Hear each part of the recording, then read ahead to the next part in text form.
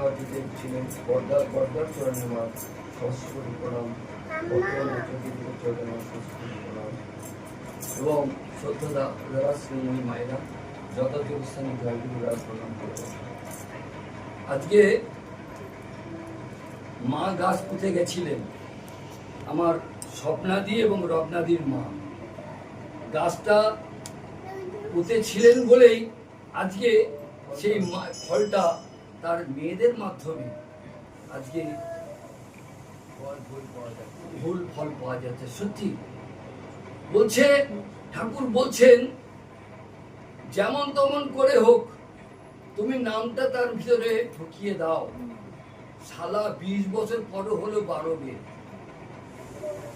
ঠাকুরের পাবনা ভাষার কথা বলছে, 20 বছর পরও হলেও অঙ্কিত হবে। তাই সত্যি স্বপ্নাদি এবং রত্নাদির মা একটা সরল সাদা মানুষ ছিল, আমাদের পাশেই থাকতেন, আমাদের বাড়ি থেকে 10 মিনিট 8-10 মিনিট রাস্তা, কিন্তু আমাদের কেন্দ্রে এসে শরৎপল্লী একটা মন্দির এবং রামতলায় উনি এসে অনুষ্ঠান করতেন। মাকে ভোলা যাচ্ছে না।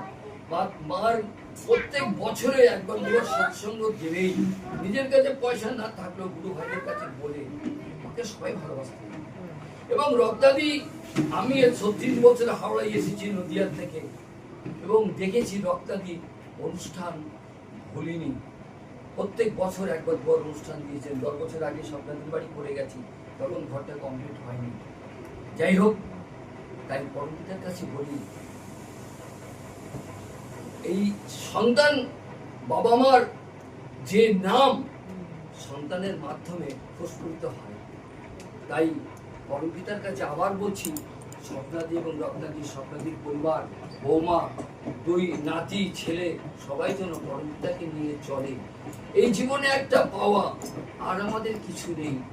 গাড়ি বাড়ি সব আমাদের পড়ে থাকবে, কিন্তু আমরা যে এসেছি পরমপিতার চরণ থেকে আমাদের পাঠিয়েছে, তার আমরা নাম গ্রহণ করেছি, করে যে আমরা চলছি, এটাই আমাদের একটা স্থিতি থাকবে। ঠাকুর বলছে, মরো না মেরো না, ভারত মৃত্যুকে অবরুদ্ধ করো, মা বৃহস্ব মা জয়ী সত্য চেত মৃত্যু লোক। দেখবেন আলোচনায় প্রথমে লেখা আছে। তাই আমরা যে যেমন করে হোক সবাই ঠাকুরের দীক্ষিত মনে হয়। এখানে যারা যারা আছেন, 2-1 বলুন তো কি ঋত্বিকদের নাম? আপনার ঋত্বিকের নাম? আপনার ঋত্বিকের নাম মনে নেই? শম্ভুদা।